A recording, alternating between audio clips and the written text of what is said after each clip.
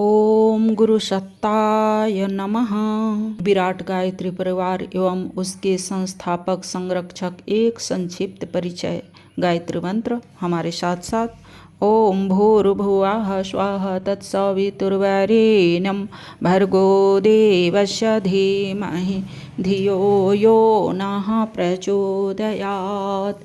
परम वंदनीय माताजी भगवती देवी शर्मा जिन्हें भविष्य में अत्यधिक महत्वपूर्ण भूमिका अपने आराध्य इष्ट गुरु के लिए निभानी थी, उनके मर्मस्पर्शी पत्रों ने भाव भरे आतिथ्य हर किसी को जो दुखी था, पीड़ित था, दिए गए। ममत्व भरे परामर्श ने गायत्री परिवार का आधार खड़ा किया, इसमें कोई संदेह नहीं। यदि विचार क्रांति में साहित्य ने मनोभूमि बनाई तो भावनात्मक क्रांति में ऋषि युगल के असीम स्नेह ने, ब्राह्मणत्व भरे जीवन ने शेष बची भूमिका निभाई। अखंड ज्योति पत्रिका लोगों के मनों को प्रभावित करती रही। इसमें प्रकाशित गायत्री चर्चा स्तंभ से लोगों को गायत्री और यज्ञमय जीवन जीने का संदेश मिलता रहा। साथ ही एक आना से लेकर 6 आना सीरीज की अनेकानेक लोकोपयोगी पुस्तकें छपती चली गई।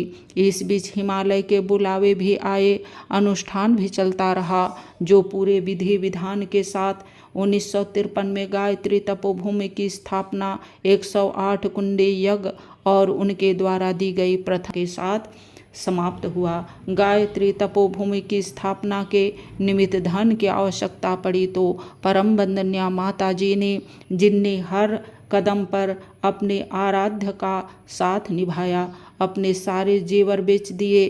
पूज्यवर ने जिम्मेदारी के बांड बेच दिए एवं जमीन लेकर अस्थायी स्थापना कर दी गई। धीरे धीरे सदार चेताओं के माध्यम से गायत्री तपोभूमि एक साधना पीठ बन गई। 2400 तीर्थों के जल और रज की स्थापना वहाँ की गई। 2400 करोड़ गायत्री मंत्र लेखन वहाँ स्थापित हुआ। अखंड अग्नि हिमालय के एक अति पवित्र स्थान से लाकर स्थापित की गई, जो अभी तक वहाँ यज्ञशाला में जल रही है। 1941 से 1971 तक का समय परम पूज्य गुरुदेव का गायत्री तपोभूमि अखंड ज्योति संस्थान सक्रिय रहने का समय है। 1956 में नरमेघ यज्ञ, 1958 में सहस्त्र कुंडी यज्ञ करके लाखों गायत्री साधकों को एकत्र कर उन्होंने गायत्री परिवार का बीजारोपण कर दिया। कार्तिक पूर्णिमा 1958 में आयोजित इस कार्यक्रम में 10 लाख व्यक्तियों ने भाग लिया। इन्हीं के माध्यम से देश भर में प्रगतिशील गायत्री परिवार की 10,000 से अधिक शाखाएं स्थापित हो गई।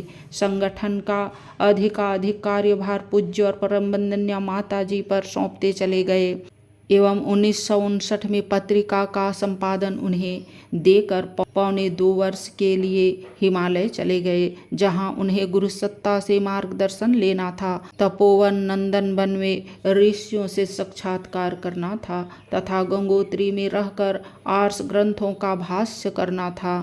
तब तक वे गायत्री महाविद्या पर विशेष कोश स्तर की अपनी रचना गायत्री महाविज्ञान के 3 खंड लिख चुके थे, जिसके अब तक प्रायः 35 संस्करण छप चुके हैं। हिमालय से लौटते ही उनमें महत्वपूर्ण निधि के रूप में वेद, उपनिषद, स्मृति, आरण्यक, ब्राह्मण, योग, वासिष्ठ मंत्र, महाविज्ञान तंत्र, महाविज्ञान जैसे ग्रंथों को प्रकाशित कर देव संस्कृति की मूल थाती को पुनर्जीवन दिया।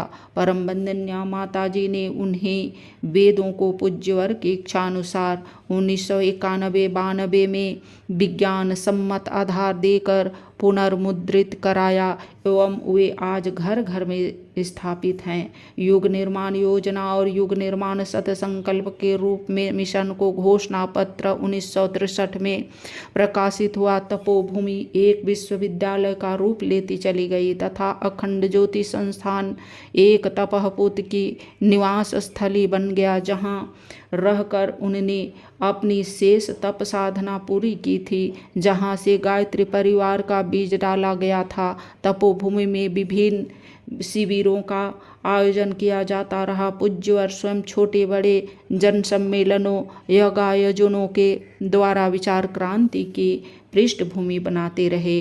पूरे देश में 1970-71 में 1008 कुंडी यज्ञ आयोजित हुए।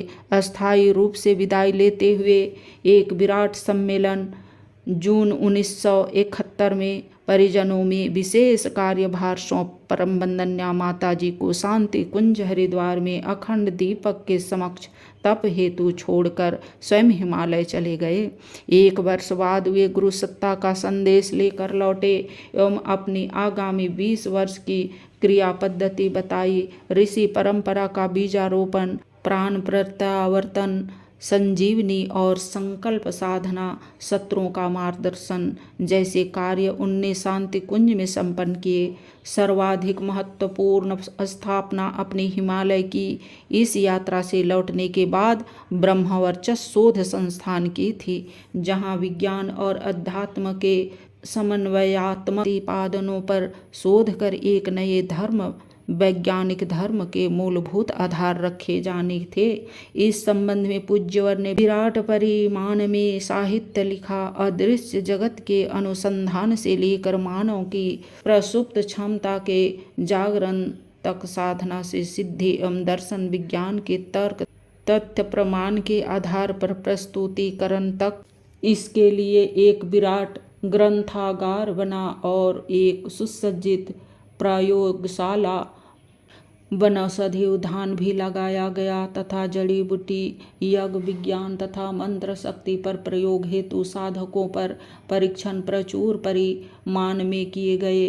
निष्कर्षों ने प्रमाणित किया कि ध्यान साधना, मंत्र चिकित्सा और यज्ञोपैथी एक विज्ञान सम्मत विधा है। गायत्री नगर क्रमशः एक तीर्थ संजीवनी विद्या के प्रशिक्षण का एकेडमी का रूप लेता चला गया। आज के वीडियो में इतना ही। लाइक, सब्सक्राइब और शेयर करें। धन्यवाद। ओम शांति।